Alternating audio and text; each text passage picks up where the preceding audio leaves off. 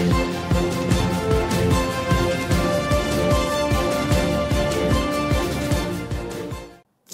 Sobat Trader, kembali lagi di DDMax Forex Insight, tempat di mana kita membahas peluang market terbaik setiap minggunya.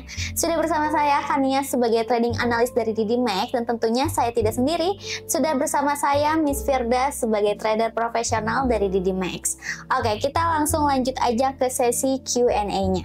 Oke, untuk pertanyaan pertama, apa pengaruh pidato Gubernur RBA Bullock terhadap pergerakan AUD, Miss? Oke, di minggu ini, Gubernur RBA Bullock dijadwalkan berbicara pada Senin 27 Oktober 2025 pukul 3.15 sore.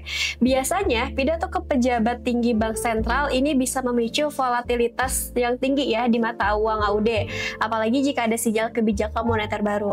Kalau Bullock memberi nada hawkish, misalnya membahas inflasi yang masih tinggi atau peluang kenaikan suku bunga, AUD ini bisa langsung menguat. Tapi kalau nadanya dovish, AUD bisa melemah. Jadi trader sebaiknya pantau isi pidatonya dan siapkan strategi di AUD USD atau AUD JPY berdasarkan tonnya. Misalnya, buy AUD kalau pidatonya cenderung hawkish.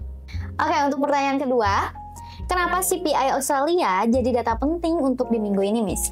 Ya, untuk CPI Australia ini akan rilis 29 Oktober pukul 7.30 pagi ya, dengan forecastnya 1,1% Q2Q dan 3,1% Y2Y. Data inflasi ini krusial karena menentukan arah kebijakan suku bunga RBA. Kalau angka CPI aktualnya lebih tinggi dari perkiraan, bisa jadi RBA akan mempertahankan kebijakan yang ketat ya. AUD cenderung menguat, tapi kalau turun, pasar bisa antisipasi pelonggaran moneter. Jadi, trader AUD wajib waspada saat rilis karena data CPI ini sering bikin pergerakan tajam di market dalam beberapa menit gitu. Oke, next untuk pertanyaan ketiga. Apa itu trim-min, CPI, dan kenapa penting bagi trader AUD, Miss? Ya, di hari yang sama ini masih ada juga data ya, trim-min CPI Q2Q dengan forecastnya 0,8%. Banyak trader fokus ke headline CPI, tapi trim-min ini lebih akurat mencerminkan inflasi inti karena menghapus komponen yang ekstrim gitu. Jadi kalau trim-min ini naik stabil, itu artinya inflasi inti masih kuat. Sinyal bagi RBA untuk tetap hawkish. AUD biasanya naik dalam kondisi ini gitu. Jadi buat trader, data ini bisa jadi konfirmasi arah setelah CPI utamanya keluar. Kombinasikan dua data ini agar trader AUD bisa lebih akurat. Oke, next untuk pertanyaan keempat. Gimana efek keputusan suku bunga Bank of Canada BOC terhadap CAD? Nah, untuk BOC ini akan rilis atau keputusan suku bunganya ini pada hari Rabu malam ya, 29 Oktober pukul 8.45. Dengan proyeksi tetapnya ini di 2,25%, suku bunga yang stagnan ini bisa diartikan sebagai langkah hati-hati. Apalagi di tengah perlambatan ekonomi global, kalau BOC-nya ini memberi sinyal dovish di pernyataan resminya, CAD bisa melemah. Tapi kalau mereka tetap hawkish atau optimis terhadap ekonomi, CAD ini bisa rebound. Trader bisa pantau kombinasi data dua ini, konferensi pers BOC jam 9.30 malam. Nah, momentum ini sering memicu pergerakan atau lebih kuat lagi di USD CAD. Oke, next untuk pertanyaan kelima. Apa yang perlu diperhatikan dari rapat FOMC minggu ini, Miss? Oke, nah untuk minggu ini akan rilis FOMC dan Federal Reserve ini akan mengumumkan keputusan suku bunga di tanggal 30 Oktober pukul 1 pagi dini hari dengan ekspektasi turun dari 4,25% ke 4,00%. Perubahan suku bunga ini selalu berdampak ya ke USD karena mencerminkan arah kebijakan moneter AS. Penurunan suku bunga ini bisa bikin USD melemah, tapi jika disertai dengan pernyataan hawkish, reaksi bisa sebaliknya.